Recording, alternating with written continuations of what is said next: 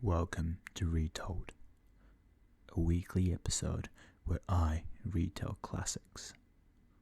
This week, we've got The Adventures of Sherlock Holmes by Arthur Conan Doyle.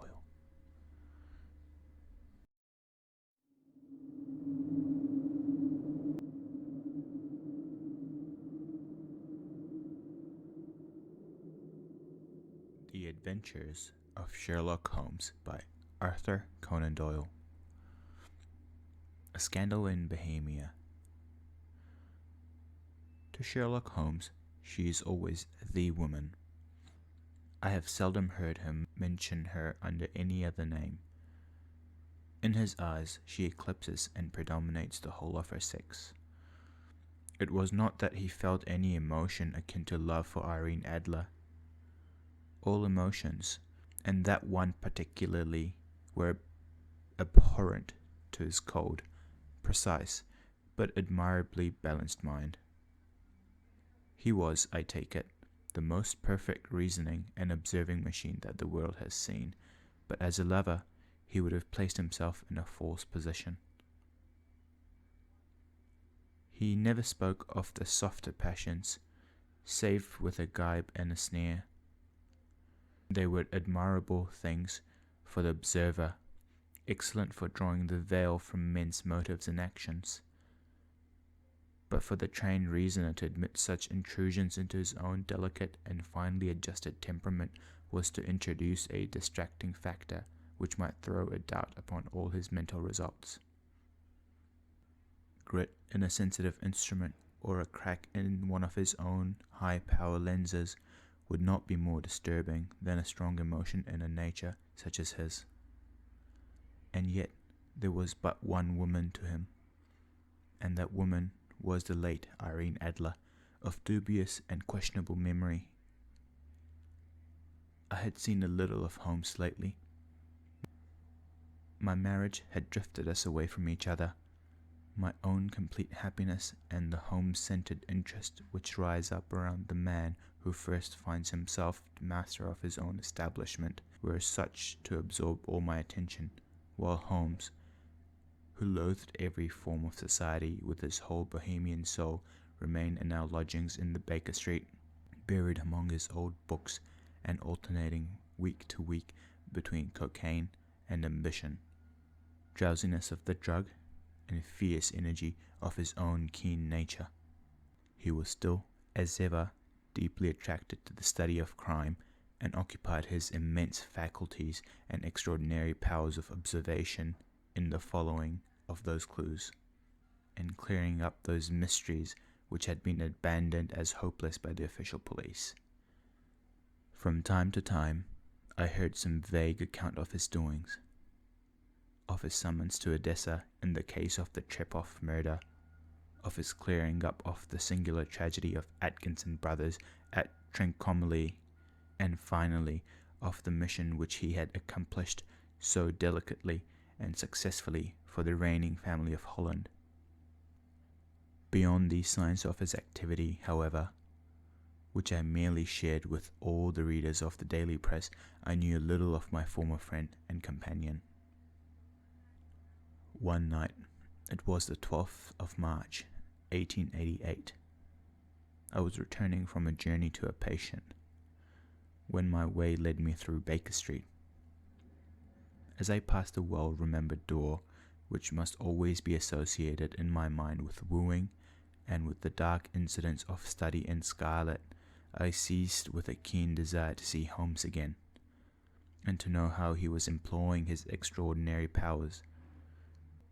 His rooms were brilliantly lit, and even as I looked up, I saw his tall, spare figure pass, twice in the dark silhouette against the blind.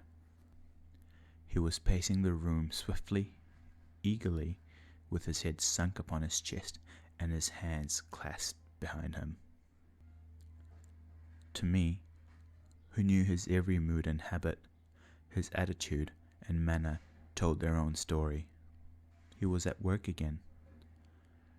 He had risen out of his drug-created dreams and was hot upon the scent of a new problem. I rang the bell, and was shown up to the chamber which had formerly been part my own.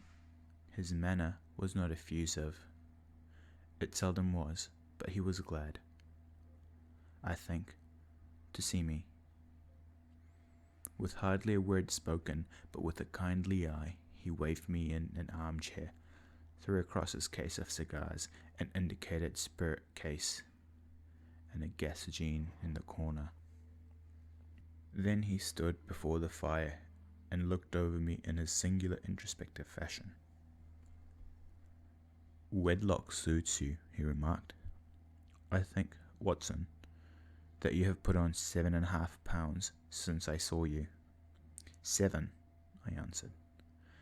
"Indeed. I should have thought a little more. Just a trifle more, I fancy, Watson." "And in practice again, I observe, you did not tell me that you intended to go into harness." "Then how do you know?" "I see it. I deduce it." "How do I know that you've been getting yourself very wet lately, and that you have a most clumsy and careless servant girl?" "My dear Holmes," I said, "this is too much. You would certainly have been burned had you lived a few centuries ago. It is true that I had a country walk on Thursday and came home in a dreadful mess, but as I have changed my clothes, I can't imagine how you deduce it. As to Mary Jane, she is incorrigible, and my wife has given her notice, but there, again, I fail to see how you work it out." He chuckled to himself and rubbed his long, nervous hands together. "It is simplicity itself," said he. "My eyes tell me that on the inside of your left shoe, just where the firelight strikes it, the leather is scored by 6 almost parallel cuts. Obviously they've been caused by someone who has been very carelessly scraped around the edges of the sole in order to remove crusted mud from it. Hence, you see, my double deduction that you'd been out in the vile weather, and that you had a particularly malignant boot-slitting specimen of the London slavey. As to your practice, if a gentleman walks into my room smelling of iodoform, with a black mark of nitrate of silver upon his right forefinger and a bulge on his right side of his top hat, to show where he has secreted his stethoscope, I must be dull indeed if I do not pronounce him as an active member of the medical profession." I could not help myself laughing at the ease with which he explained the process of deduction. "When I hear you give your reasons," I remarked, "the thing always appears to me to be so ridiculously simple that I could easily do it myself, though at each successive instance of your reasoning I'm baffled until you explain your process. And yet I believe that my eyes are good as yours." "Quite so," he answered, lighting a cigarette and throwing himself down into an armchair. "You see, but you do not observe. The distinction is clear. For example, you have frequently seen the steps which lead up from the hall to this room." "Frequently." "How often?" "Well, some hundreds of times." "Then how many are there?" "How many? I don't know." "Quite so. You have not observed, and yet you have seen. That is my point. Now, I know that there are 17 steps because I have both seen and observed. By the way, since you are interested in these little problems, and since you are good enough to chronicle one or two of my trifling experiences, you may be interested in this." He threw over a sheet of thick, pink-tinted note paper which had been lying open upon the table. "It came by the last post," said he. "Read it aloud." The note was undated, and without either signature or address. "They will call upon you tonight at 7:45, it said, "a gentleman who desires to consult you upon a matter of the very deepest moment. Your recent services to the royal houses of Europe have shown that you are one who may safely be trusted in matters which are of importance, which can hardly be exaggerated. This account of you we have from all quarters received. Be in your chamber, then, at that hour, and do not take it amiss if your visitor wear a mask. This is indeed a mystery, I remarked. What do you imagine it means? I have no data yet. It is a capital mistake for us to theorize before one has data. Insensibly, one begins to twist facts to suit theories instead of theories to suit facts. But the note itself, what do you deduce from it? I carefully examined the writing and the paper upon which it is written. The man who wrote it was presumably well-to-do, I remarked, endeavouring to imitate my companion's processes. Such paper could not be bought under £0.50 a packet. It is peculiarly strong and stiff. Peculiar, that is the very word, said Holmes. It is not an English paper at all. Hold it up to the light. I did so, and saw a large E with a small g and a capital P and a large G, with a small t woven into the texture of the paper. What do you make of that? Asked Holmes. The name of the maker, no doubt, or his monogram, rather. Not at all. The G with the small t stands for Gesellschaft, which is German for company. It is a customary contraction like a CO. P, of course, stands for papier. And now the EG. Let us glance at our Continental Gazetteer. He took down a heavy brown volume from his shelves. Eclo. Iglonitz. Here we are. Igrea. It is in a German-speaking country, in Bohemia, not far from Carlsbad, remarkable as being the scene of death of Wallenstein and for its numerous glass factories and paper mills. My boy, what do you make of that? His eyes sparkled, and he sat up in a great blue triumph cloud from a cigarette. The paper was made in Bohemia, I said. Precisely, and the man who wrote it is German.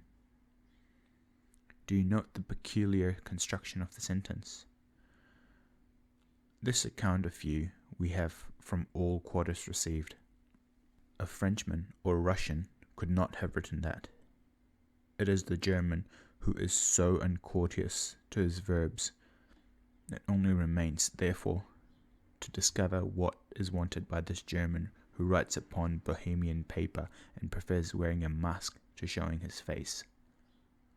And here he comes, if I'm not mistaken, to resolve all our doubts. As he spoke, there was a sharp sound of horses, hoofs, and grating wheels against the curb, followed by a sharp pull at the bell. Holmes whistled.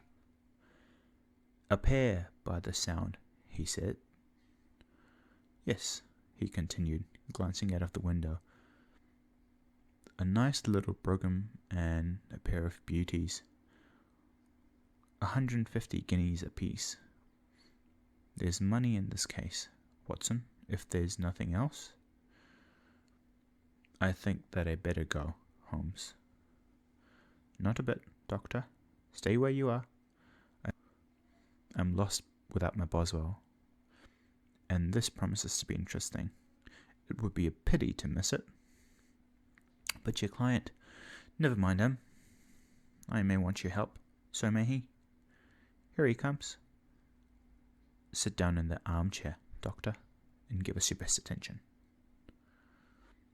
A slow, heavy step, which had been heard upon the stairs in the passage, paused immediately outside the door. And then there was a loud, authoritative tap.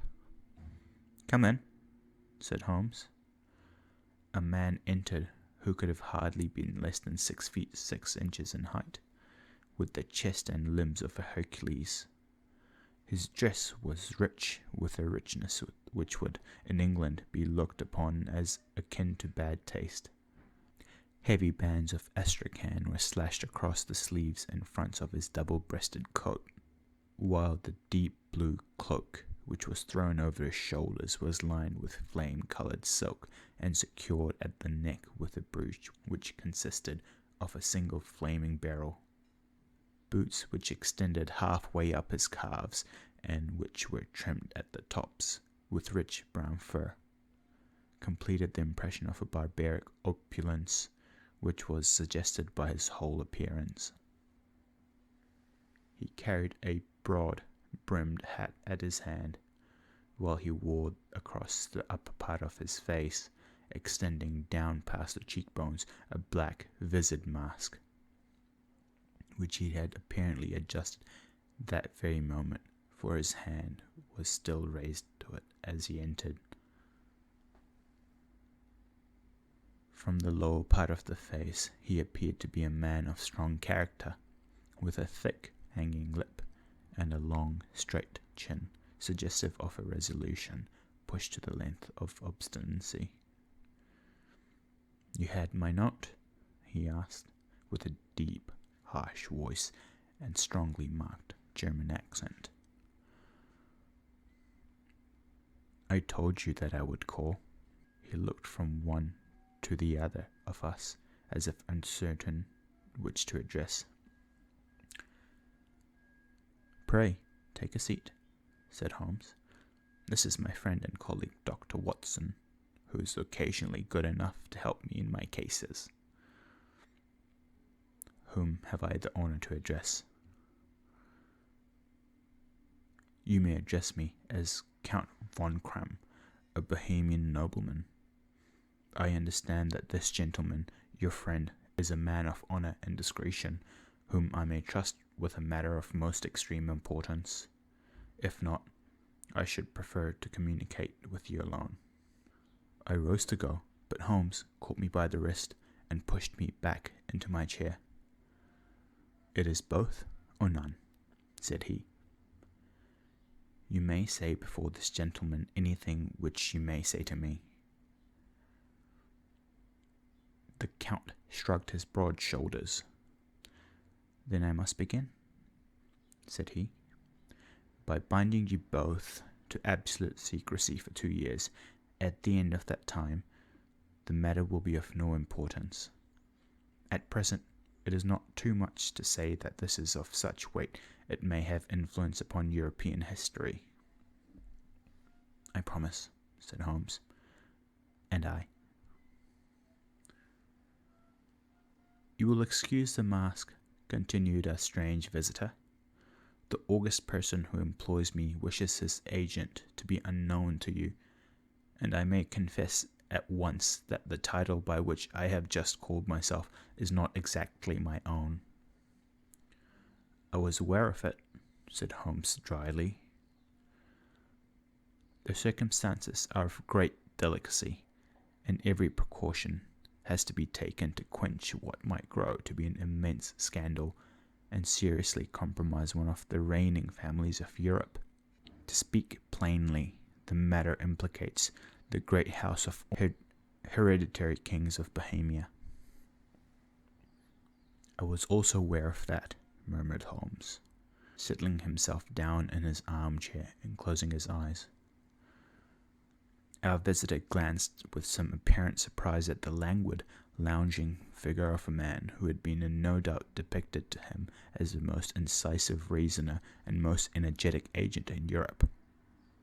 Holmes slowly opened his eyes and looked impatiently at his gigantic client.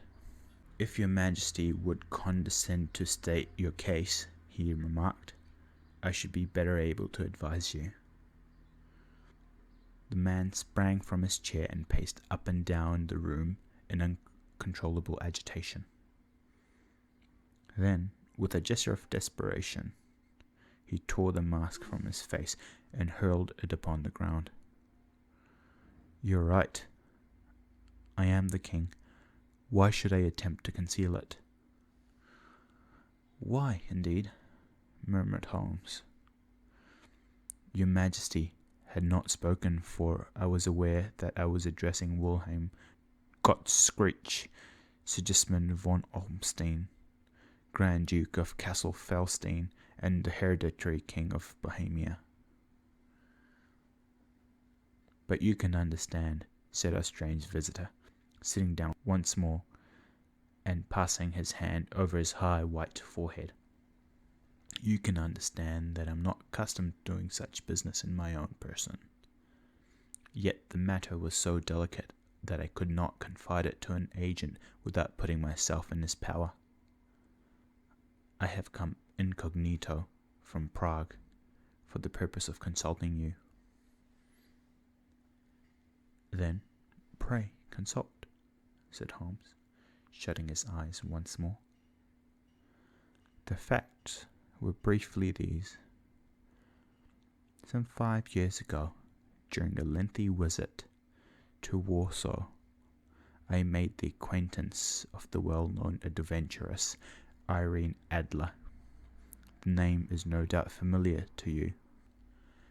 Kindly look her up in my index, Doctor," murmured Holmes, without opening his eyes. For many years he had adopted a system of docketing all paragraphs concerning men and things, so that it was difficult to name a subject or a person on which he could not at once furnish information. In this case, I found her biography sandwiched in between that of a Hebrew rabbi and that of a staff commander who had written a monograph upon the deep-sea fishes. "Let me see," said Holmes. Born in New Jersey in the year 1858. Contralto. La Scala. Prima donna, Imperial Opera of Warsaw. Yes. Retired from operatic stage. Living in London? Quite so. Your Majesty, as I understand, became entangled with this young person, wrote her some compromising letters, and now is desirous of getting those letters back. Precisely so. But how? Was there a secret marriage? No. No legal papers or certificates? None. Then I fail to follow, Your Majesty. If this young person should produce her letters for blackmailing or other purposes, how is she to prove authenticity? There is the writing. Forgery. My private notepaper, stolen. My own seal, imitated. My photograph, bought. We were both in the photograph. Oh dear, that is very bad. Your Majesty has indeed committed an indiscretion. I was mad, insane. You have compromised yourself seriously. I was only crown prince then. I was young, but I'm 30 now. It must be recovered. We have tried and failed. Your Majesty must pay. It must be bought. She will not sell. Stolen, then. 5 attempts have been made. Twice burglars in my pay ransacked her house. Once we diverted her luggage when she travelled. Twice when she had been waylaid. There has been no result. No sign of it. Absolutely none. Holmes laughed. It is quite a pretty little problem, he said. But a very serious one to me, returned the king reproachfully. Very, indeed. And what does she propose to do with the photograph? To ruin me? But how? I am about to be married. So I have heard. To Clotilde Lothman von Saxe-Menin, second daughter of the King of Scandinavia. You may know the strict principles of a family. She is herself the very soul of delicacy. A shadow of a doubt as to my conduct would bring the matter to an end. And Irene Adler threatens to send the photograph, and she will do it. I know that she will do it. You do not know her, but she is a soul of steel. She has the face of the most beautiful woman and the mind of the most resolute men. Rather than I should marry another woman, there are no lengths to which she would not go. None. You are sure that she has not sent it? I am sure. And why? Because she had said that she would send it on the day when the betrothal was publicly proclaimed. That will be next Monday. Oh, then we have 3 days yet, said Holmes with a yawn. That is very fortunate, as I have 1 or 2 matters of importance to look into just at present. Your Majesty will, of course, stay in London for the present? Certainly. You will find me at the Langham, under the name of the Count von Cram. Then I shall drop you a line to let you know how we progress. Pray, do so. I shall be all anxiety. Then, as to money, you have carte blanche. Absolutely? I tell you that you would have one of my provinces of my kingdom to have that photograph. And for present expenses? The king took a very heavy chamois leather bag from under his cloak and laid it on the table. There are £300 in gold and 700 in notes, he said. Holmes scribbled a receipt upon a sheet of his notebook and handed it to him. And Mademoiselle's address? He asked. Is Briony Lodge, Serpentine Avenue, St. John's Wood. Holmes took a note of it. One other question, he said. Was the photograph a cabinet? It was. Then, good night, Your Majesty. I trust that we shall soon have some good news for you. And good night, Watson, he added, as the wheels of the royal brougham rolled down the street. If you will be good enough to call tomorrow afternoon at 3 o'clock, I should like to chat this little matter over with you.